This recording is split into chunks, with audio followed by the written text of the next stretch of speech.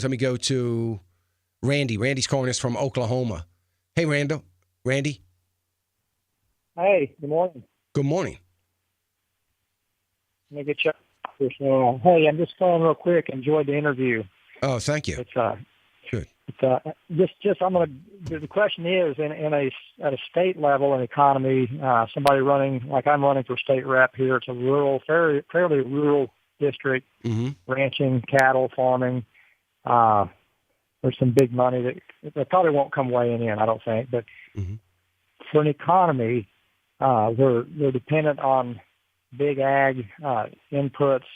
The OSU extension comes in and tells them put in GMO to get a higher weight, right, higher yield.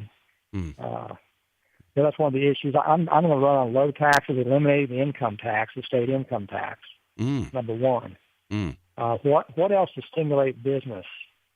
Jobs in the economy is a major concern for the average working man. Yeah, I think one of the things you could have for business that would be very, very helpful is that, particularly in the kind of businesses that you're going to have in your district, is incentivize businesses to keep from laying off people and to hire new people. And one of the ways you do that is, of course, you give them certain state tax breaks for doing that. Now, the reason why that sometimes doesn't work is because the tax break given is not long enough. I'm not saying it's got to be for 10 years or anything like that, but it's got to be for, a couple years. A fair period of time that is going to incentivize them to hire, incentivize to keep the workers that they have. And when they do that, they now are freeing up discretionary income, whether it be as a rancher or whatever. They're freeing up discretionary income that they're not giving to a state, and it doesn't have to be a whole lot of money that they're not giving to the state. And it's going to allow them to invest a little bit more into their operation.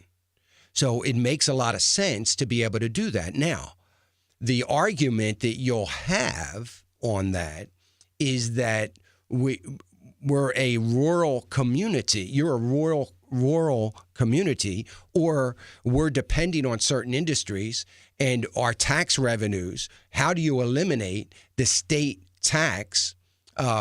Income tax when you're hurting our revenues on this end. The argument is you're not hurting revenues because you got to understand that you're increasing hiring. You may pay a price for 6 months, but you're increasing hiring, and the goal is to generate more revenues, because ultimately you'll generate more revenue than you let go of. Ronald Reagan proved that on a national level. From a state level, you've only got to look at Rick Perry. You've got to look at Louisiana and what they've done on a state level in that regard, and how much revenue they've increased to their state as a result of some of those incentives. So I think that's got to be the first thing. The other thing is you've got to offer, or you've got to look at hard, and I don't know what they would be, Randy, but I would imagine there are some things in regulatory burden or just plain old bureaucracy burden that you could probably relieve through some streamlining, because so much of this burden is due to duplicity. In other words, well, this county makes me do this, then I got to do it again for the state, and then I got to do it again for every other county in which I do business, or whatever it is. And there's always so much of that. If you can ferret that out and start eliminating that and run on the idea that I'm going to make your life easier to expand, to start a business, to grow a business. I know a buddy that was incentivized in the state of Pennsylvania. He lives in a very, very high agricultural area. State of Pennsylvania, from the whole middle of the state, it's a big state, is agricultural. And what he did was he stopped He was retired. He stopped farming. He let somebody else farm his property. And he went in the welding business because all those equipment, those combines and all that different equipment, they always have needs.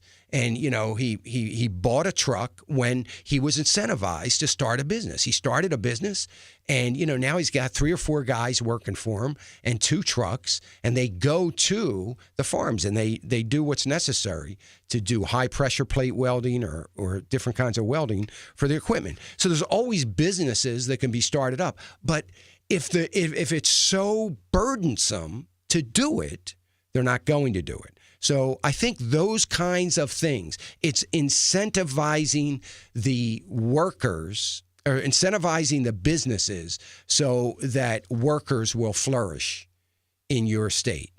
And that's what it's going to take. And I think that if you can run on that, if you can continue to do that, I think you'll have great success, particularly if you're successful in driving that home to your legislative body there in the state of Oklahoma.